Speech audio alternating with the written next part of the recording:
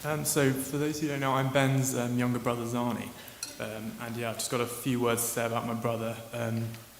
As Father Tony Barry suggested, it's quite hard to summarise, and actually I wouldn't hope to be able to summarise my brother, but I can cover a few kind of subheadings and things that I think are important. A slightly crazy anecdote. When Ben was at CCSS studying his A-levels, he saw one of his teachers being a bit rough with his dog, or sort of abusive or something like that, and my brother just threw his teacher to the ground. Not necessarily a good thing, but that's what he did. And I'm sure whatever was going on wasn't too terrible, but this is the kind of guy he was in terms of being willing to suffer whatever repercussions come, but being totally committed to like the well-being of creatures and like deeply compassionate. He took his own life. That's a fairly unusual thing, and I think it does need like addressing.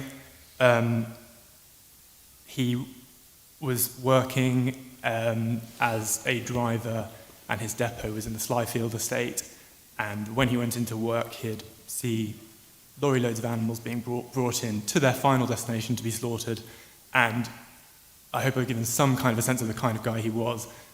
That was so far beyond the threshold of what he could bear, so devastating for him that he couldn't really process it in any... For example, he was going to go to a protest there in a couple of weeks' time, and that was fine for him, but the idea of sort of just standing and holding a sign couldn't kind of satisfy his spirit, and he thought about it, and he decided to do this, and he left a note, and he said why he had done what he'd done, and he said it was to show contrition for animals that are reared for slaughter needlessly. That's how he felt. So, like I said, it's not a happy subject, but I think it is worth kind of clarifying. He was very clear about that. He thought about it over a number of days, and that's what he did.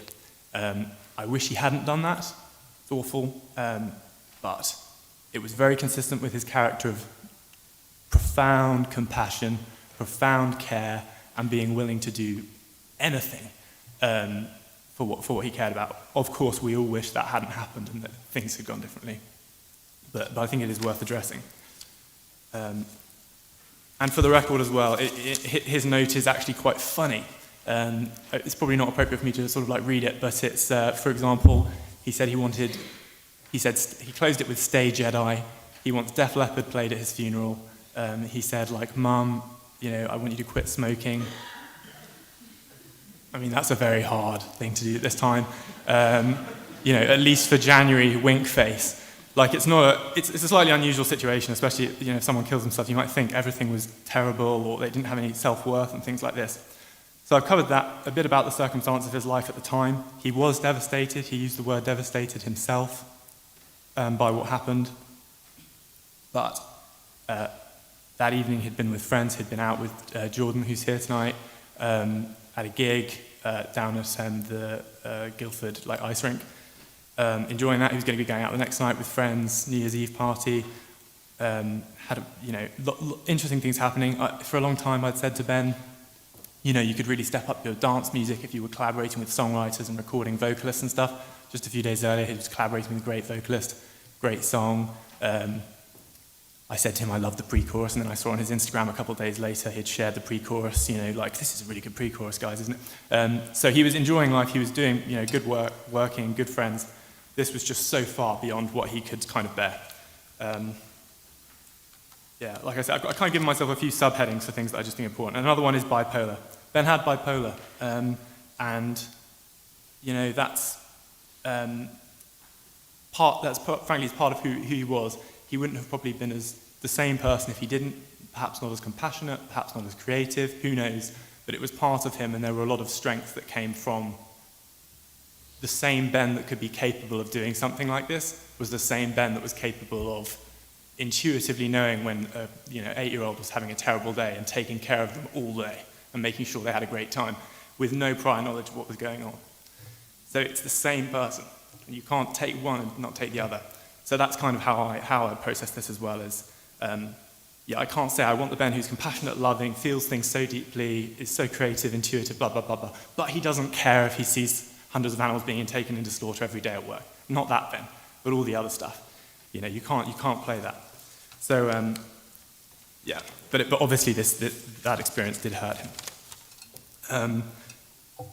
On a slightly lighter side, one of the traits that I identify as unique to my brother, I've said bold, which is clear, compassionate, of course, humour, and creative.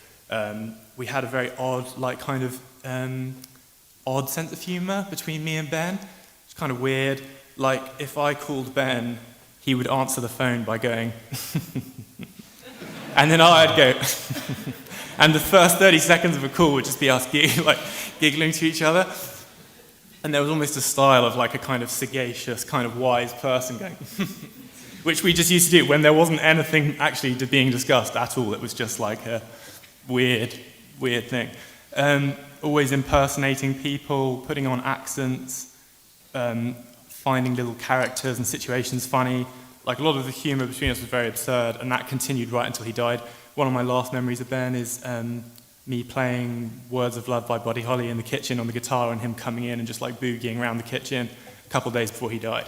So it's like, could things have been different if he had been doing this, if he had been doing that here? I don't know, but I know that he treasured the things in his life at the time he died. There were lots of good things, he treasured them. This just affected him massively, and it really did affect him massively. So that's the kind of subheadings that I thought were worth addressing. In terms of times in his life, we moved around a lot. He was always creative, always doing music, art, writing, drama.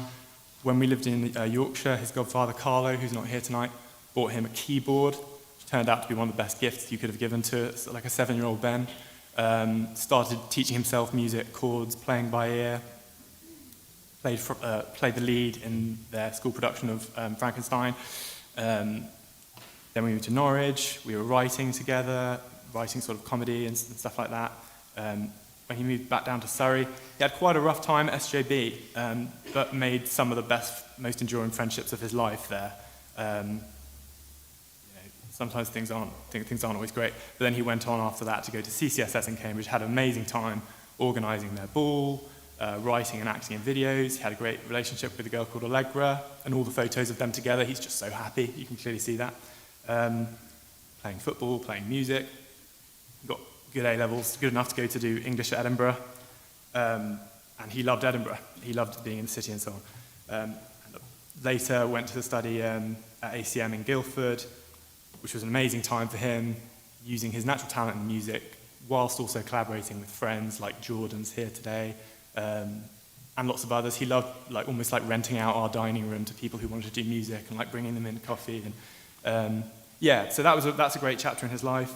Even during COVID, it was still very, very positive time.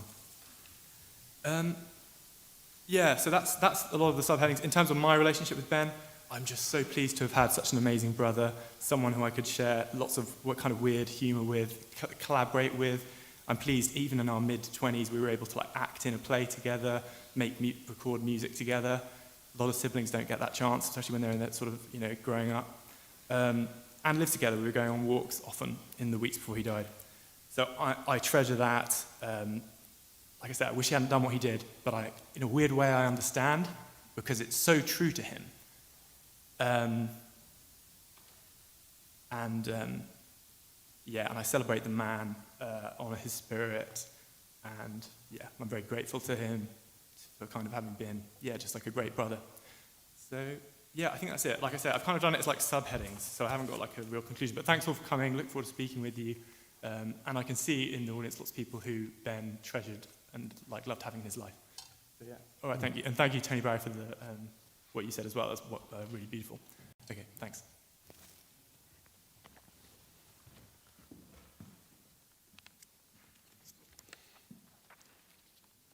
Sander, thank you too for your honesty and for your humour. You can tell your brothers, so thank you.